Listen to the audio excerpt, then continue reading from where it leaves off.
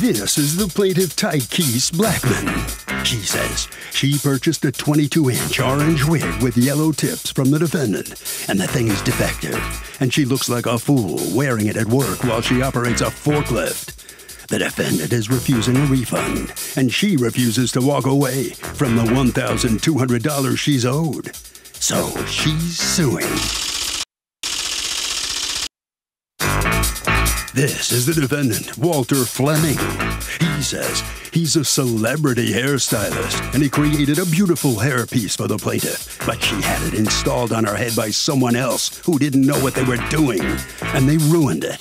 He bears no responsibility for the ruined wig, now because someone else messed it up, and he thinks the judge will agree.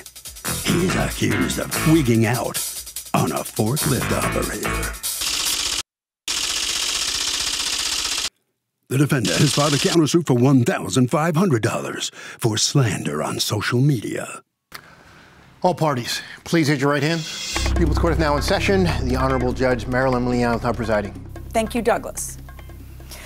Okay, Ms. Blackman, you are suing Mr. Fleming, doing business as Slayer Boutique, for your money back and then some for emotional distress because, according to you, he sent you an awful wig and breached your contract. You have a counterclaim against her for slander, for trashing you on the internet. All right, let's talk to you first, Ms. Blackman. What happened here? I met Walter. We went to high school together, Cordova High, and we graduated. I posted a picture in 2016 of a bad wig, and Walter came out, posted on my social media saying that he wanted to do my hair, that the person who did it did a bad job. So fast forward to 2018, Walter was coming down here frequently, and I was going to his salon, sitting in his chair. Every 2 weeks he came down here. So I ended up purchasing a wig from him around 2020. And when I got this wig, I tried it on. My boyfriend was like, "Is it supposed to look like that?" And I'm like, "It's not installed yet, babe. It's gonna look better once he get installed." So once I got it installed, I was at that hairstylist house for 4 hours trying to figure out. Okay, hold on one second. We got to back up a second. You got to explain stuff to me. So, okay. Wigs that I know of, you just put on your head. So I understand that is this like a different kind of wig, or is it just because you don't want to take it on and put it off that you get it actually installed? So Walter just makes the wig, but if he was here in Memphis, he would have installed it. I don't know how to install, okay. So I have to pay somebody else to install it. And when I pay her $65 to install it. She installed it, but I was there for like 4 hours. Right. But installing it is something you assumed you would have to do and pay for. Correct. I knew that. Right. So once it gets installed, you were unhappy. And why were you unhappy? I was unhappy because of the white band. It's a thick white band right here in my hair that you can see. Is this the wig? Are you wearing the wig? This is the wig. I am wearing the wig. Okay. Okay. So there's a thick white band and there's not supposed to be? No, ma'am. And I paid for, I'm sorry. Go ahead. No, you go ahead.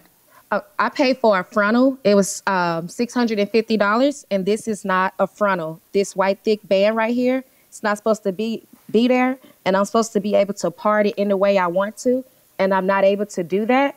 And I'm supposed to be able to wear it in the up and down style, and I'm not able to do that as well because of this white thick band that you can see. Okay, Mr. Fleming, let me hear from you. Why am I seeing that thick white band, or that white band she's talking about? So like Tykeese stated, we went to high school together.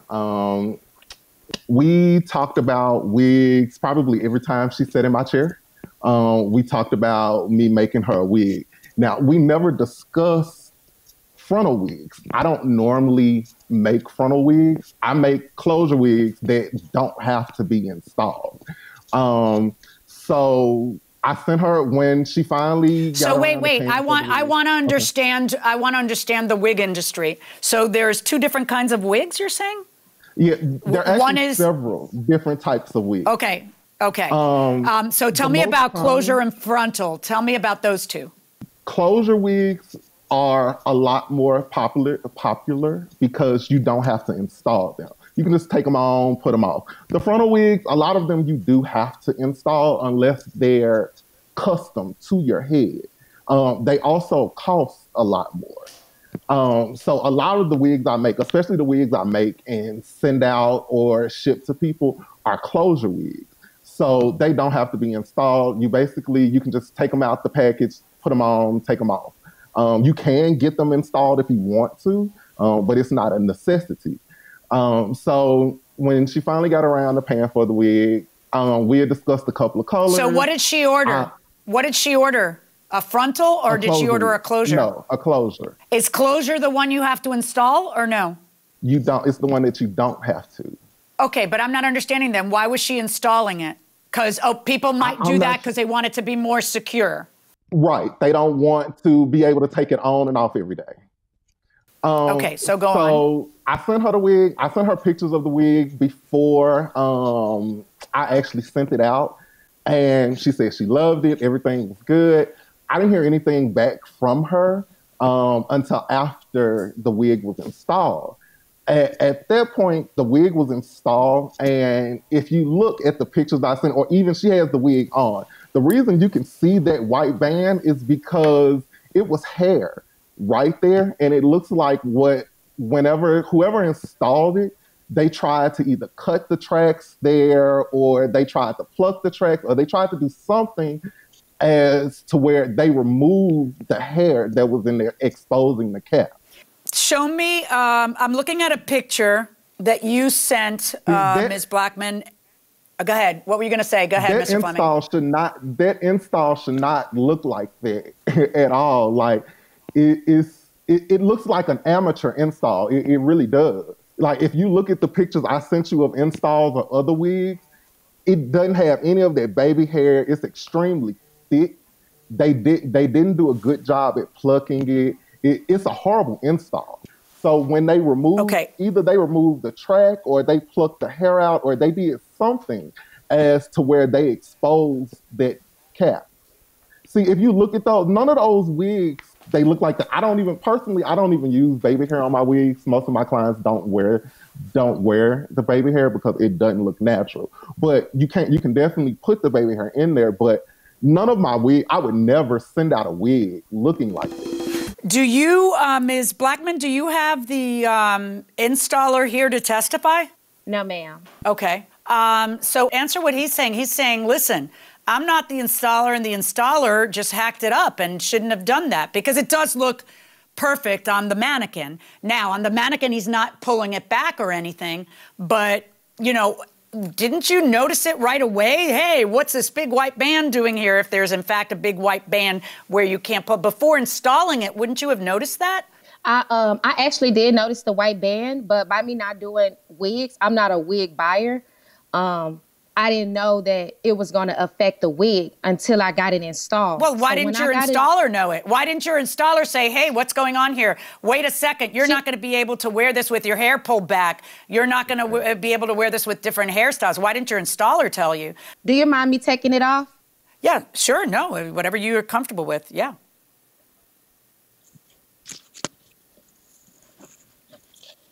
Okay, so this is why it's not the installer's fault.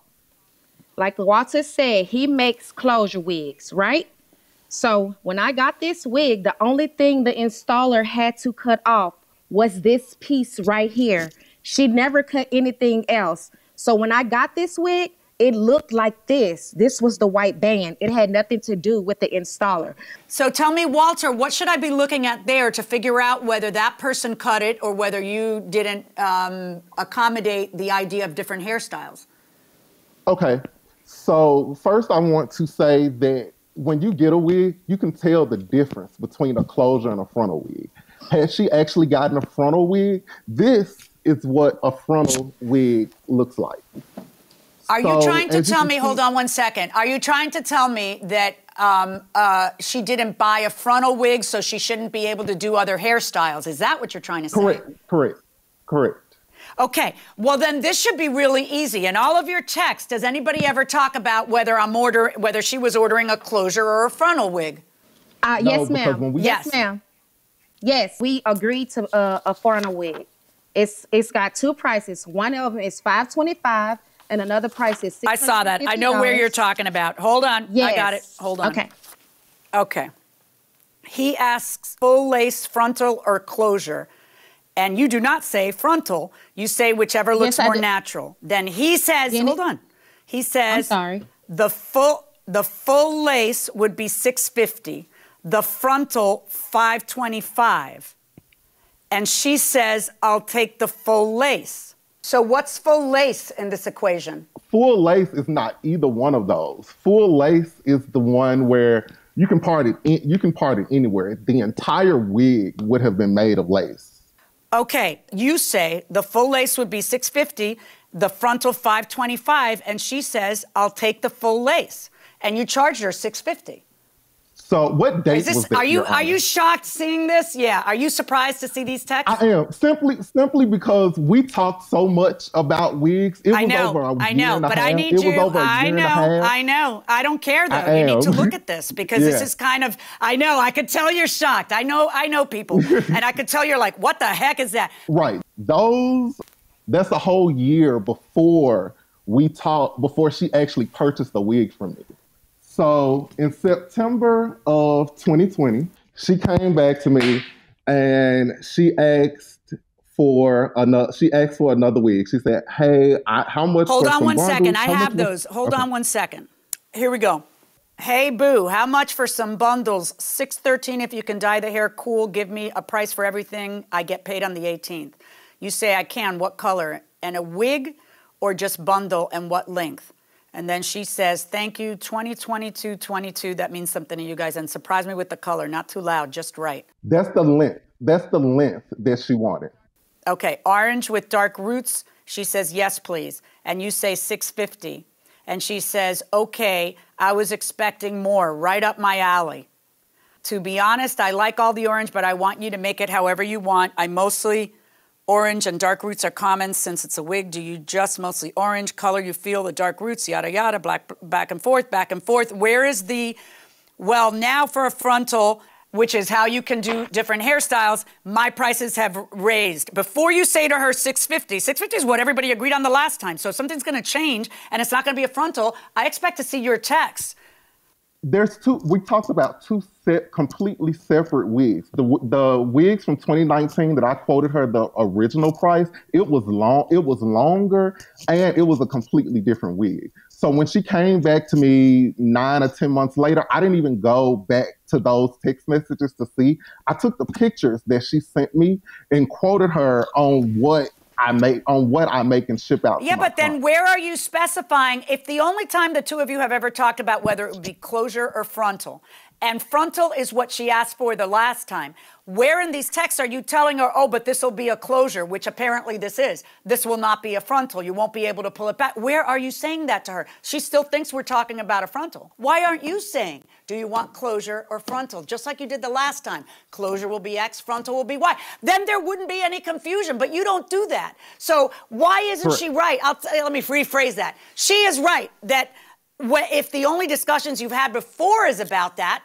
then that's what she's operating under. And the fact that she can't pull it back is a breach on your part, not on her part. Now, you, Ms. Blackman, you have the wig, you've used the wig, you installed the wig, you're wearing it today. It actually looks really good, but except for the issue that it's not what you wanted. So why should you get a free ride completely like you're arguing? Welcome back to the People's Court. I'm Harvey Levin. The plaintiff says she looks like a fool in the wig the defendant made for her, but the defendant says he bears no responsibility because the plaintiff's wig installer messed the whole thing up. Let's listen. I'm not really trying to get a free ride. My thing is when I reached out to Walter and asked him to fix the wig, or I asked him, what could we do? I went to him like a friend, like I always do. I wanted the wig to look more natural so I wouldn't have to, so it could look like my real hair. And this wig that he did, like the color is not right. Like I would have let all of that go. Everything else about the wig is great except for you can't wear a ponytail. So, but what's bothering me is now that we've seen the text. Go ahead. No, it's not actually right. For one, he said yellow tips. It's yellow tips going up the middle of my hair. Yeah, but you never complained about that until now, a year and something. Yeah, I know. You never complained about that until now. Here's the thing, Judge. I wasn't going to complain if he would have gave me the $174. I would have never took him to court. I would have never took him to court had he just gave me my like $174 back, because he still would have profited $500 of my money. But by him leaving me on red and ignoring me and me having to go to Facebook, that's where I'm going to complain about everything. I never ignored since I'm going to you. bring it to When his you attention. text me, I responded to you. Okay. What is the slander that is the subject of your $1,500 counterclaim against her, Mr. Fleming? How does she slander you? Okay. So she brought into, like I said, I have several celebrity clients. She made it seem like I treat my Who are your celebrity clients? different. Who are your I do a celebrity lot of clients? work for Bravo. I do a lot of work for Bravo. The housewives? The housewives? The housewives? Yes. Yes. Oh, my Bravo goodness. and Okay. VH1. Housewives of Atlanta. And yes. Okay. So she made a big deal on social media, and I sent you some of the screenshots that some of my clients and stuff, or some of people sent me on what she was saying. So Cynthia is one of my clients. She said that Cynthia doesn't wear my wigs. I just curl her hair for her. And somebody actually sent me a screenshot of her commenting on one of Cynthia's posts on Instagram, saying he doesn't do her hair for real. Okay. And how did this come to your attention? Through Cynthia? No, it's other people that have reached out to me and be like, did you see this on social media? Did you see what Taki said about you? So here's what I saw in the social media back and forth is that you defended yourself quite well. You disagreed with what she was saying, and a lot of people were actually commenting in your favor. So how did that hurt your business, or how was it that, and that these were her opinions.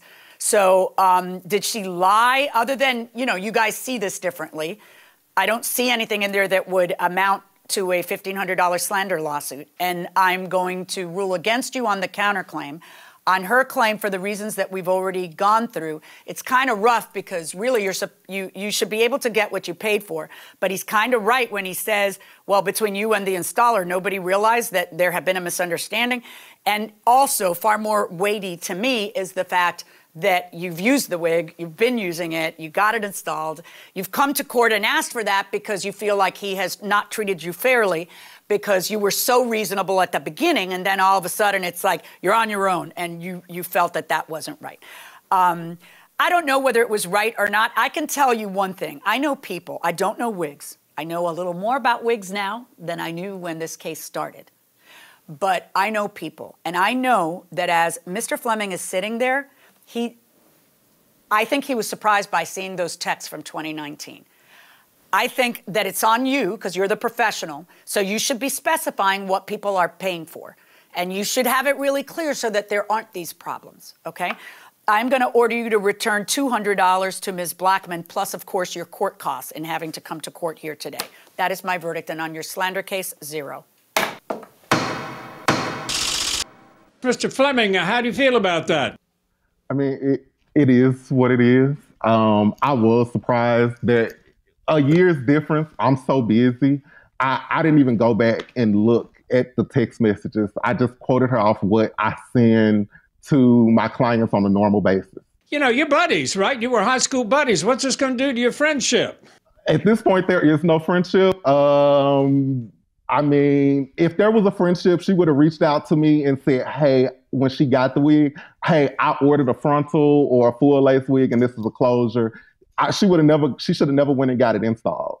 All right. One other question for you. Do you think whatever she put on social media, has it hurt your business, do you think? What do you think? Honestly, no. My business, I'm going to say good. Any promotion is good promotion. It probably brought me more business. Okay. Well, good enough then. All right. You lost the car. You got to give her back $200. Ms. Blackman, let me ask you. I mean, you were seeking $1,200. You didn't get that. How do you feel about the judge's decision? Like I said, I really wasn't trying to slander his name or be unreasonable. I felt like I was more than reasonable with Walter, and it's gonna be okay, I guess. All right. Let me ask you a question. A lot of people may be wondering, you still going to wear it? No, I haven't been wearing this wig. I actually been letting it sit up because it's not a good wig. So I only wore it today because my mom said wear it so she could see how it looked because I didn't have nobody else to put the wig on. So that's the only reason why I decided to wear it. Okay. Well, thank you very much. Let's see what the judges have to say about this now. Here they are. This case is the classic small claims court case. Really, at its essence, it's about $175. And Ms. Blackman can afford the $175, but she's digging her feet in on principle. Mr. Fleming can afford the $175, but he's digging in. And, he didn't want to take a haircut on his end of $175, so he kind of tried to sweep the whole thing under the rug by fading the heat onto the installer. Right? Yeah, but she did say pretty early on that I can't pull it back. I'm a forklift operator. I have to wear a ponytail, et cetera, et cetera. Right. And he did from the very beginning say, no, the problem with your hair showing is the installer. And he may be right. That wasn't a great install, but that has nothing to do with whether he gave her a wig she didn't buy. Right. She bought the kind of wig that she would be able to do what she would like to do, which is pull it back. And that was her complaint from the beginning, is the white band is showing. And from the beginning, that was her complaint. In court, and until she pulled it back. Right. And then you're like, oh, yeah, there it is. You can see those little white bands. Right. Tom wants to know this. Hey, Harvey, if animals are considered property under the law, why would someone be entitled to all vet bills when harmed by another pet?